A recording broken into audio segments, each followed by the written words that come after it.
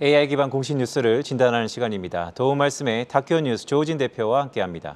대표님, 안녕하십니까? 어서 오세요. 안녕하세요. 자, 먼저 AI 기반 공식 뉴스, 오늘 어떤 뉴스가 나왔는지 화면 통해서 체크해 보도록 하겠습니다. 유진투자증권은 두산 퓨어셀에 대해서 수소법 통과로 정책 혼란이 마무리될 것이라고 밝혔습니다. 대한항공이 1분기 사상 최대 영업이익을 달성했습니다. 전년 동기 대비 533.4% 증가했습니다. 윈스의 1분기 영업이익이 19억 원으로 집계되면서 전년 동기 대비 478.9% 증가했습니다. 프로텍이 거래 재개 이래 자사주 취득을 결정했습니다.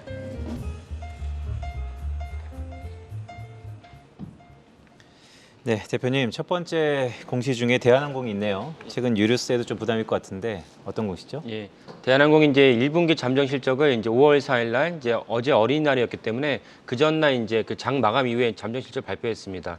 그 잠정 실적은 이제 예상대로 이제 좋았습니다. 그래서 그 전년 동기 대비 순이익은 이제 흑자 전환했고요. 그러니까 작년 1분기에는 이제 그 순손실이었다가 올해 이제 1분기에서는 이제 순이익으로 나왔습니다. 그래서 순이익이 기록했다는 건 대단히 중요하죠. 그 다음에 이제 매출도 이제 그 좋았고요. 그 영업이익이 이제 그 사상 최고치인 전년 동기 대비 533%가 이제 올랐습니다.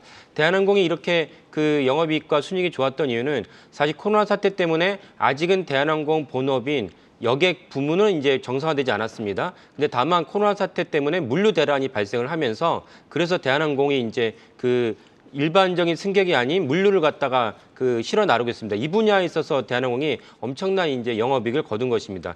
지금 물론 당연히 이제 물류 대란이 일으켰던 것이 일정 이상 해소됐기 때문에 대한항공의 물류 비용도 이제 물류 단가도 낮아진다 이런 염려는 있긴 하지만 여전히 물류 비용은 이제 해소되지 않은 상태입니다. 잠시 이제 대한항공의 연결 실적을 갖다가 지난 2년 동안의 연결 실적 어땠는지 한번 살펴보도록 하겠습니다. 여기 보시면 2018년도부터 전체 실적은 안 좋았습니다. 안 좋았다는 것은 사실 코로나 사태 이전에도 대한항공 자체가 좀 안 좋았다는 뜻이기도 하고요. 그러다 코로나 사태 터지니까 심지어 아까 말씀드린 대로 적자를 기록했습니다. 적자를 기록했다가 아까 말씀드린 대로 작년 하반기부터는 이제 물류를 전환을 하면서 이제 영업이익이 흑자가 나고 1분기에는 올해 1분기에는 잠정 실적이긴 하지만은 이제 영업이익이 이제 엄청난 영업이익을 냈습니다. 이런 식으로 본다면 대한항공이 사실은 일반 화물과 여객과 이 두 양날의 날개로 사실 대한항공이 매출과 영업이익을 견인한다. 이런 점에서 아주 좋죠. 근데 한 가지 안 좋은 점은 무엇이냐면 달러 환율이 높기 때문에 대한항공이 이제 여러 가지 측면에서 비행기를 갖다가 사오는데 비행기를 갖다가 이제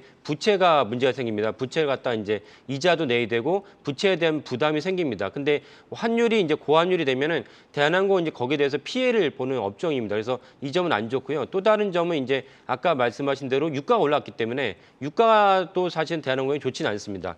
이 점은 대한항공에는 안 좋은 일인데 사실 이거보다 더 중요한 사안은 이제 대한항공과 아시아나의 결합입니다. 결합인데 얼마 전에 이제 우리나라 공정위에서는 조건부 승인을 했습니다. 그리고 이제 다른 나라 6개국은 이제 주요 6개국은 승인 심사 중인데 이 해당 사안이 완료되지 않으면은 이 이슈가 이제 마무리 안 되는 것입니다. 그래서 안 되는 것인데 우리나라에서 공정위에서 조건부 승인을 냈는데 대한항공과 아시아나 양쪽에 모두 받아들이기 어려운 조건을 내걸었습니다. 그러니까 대한항공과 아시아나 양쪽이 노선이 100%를 차지하고 있는 노선이 몇 가지 있는데 이것을 해소하기 전까지는 운임을 갖다 올릴 수 없다.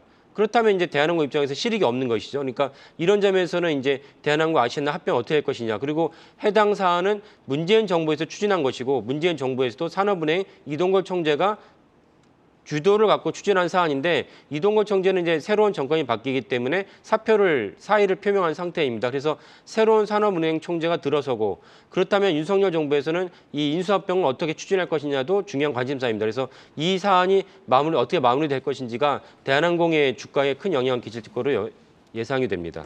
앞으로 전망과 관련해서는 대한항공과 아시아나항공의 합병이 어떻게 마무리가 될 것인가에 좀 주의 깊게 살펴보자라고 조언을 해주셨습니다.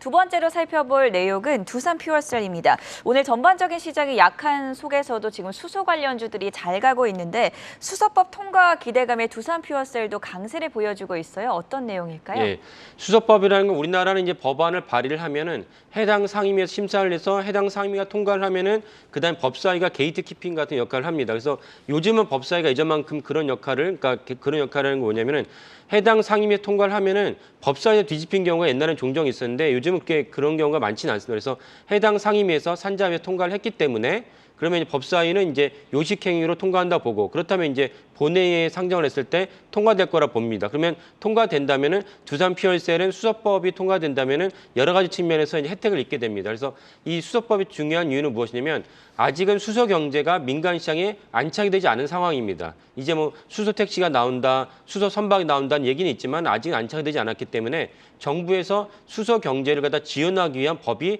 어떻게 통과되는지가 따라서 두산 퓨얼셀 같은 수소 에너지 기업들은 큰 영향을 받을 수밖에 없습니다. 그래서 그 수소법 통과가 작년 하반기에 지연이 됐기 때문에 두산 퓨얼셀도 전체적으로 좀 이렇게 작년 하반기에 좋지 않았습니다. 근데 이번에 수소법 개정안이 통과된다면 여러 가지 측면에서 혜택을 받게 됩니다. 그래서 단적으로 이제 10% 정도의 수소 에너지를 갖다가 채워야 될 그 법안이 통과된다면은 20%로 뛰어오르게 됩니다. 이 점에서는 두산 퓨얼셀에게는 큰 이제 캐시카우를 창출하는 셈이 되고요. 그 다음에 이제 그 윤석열 정부도 전체적으로는 신경제에 있어서 신재생 에너지에 있어서는 문재인 정부만큼의 그 의욕은 있지는 않지만 그러나 수소 경제만큼은 이제 키우겠다는 이제 보관을 갖고 있기 때문에 여전히 이제 두산 퓨얼셀도 이번 정부 윤석열 정부 들어서도 혜택을 볼 거라고 봅니다.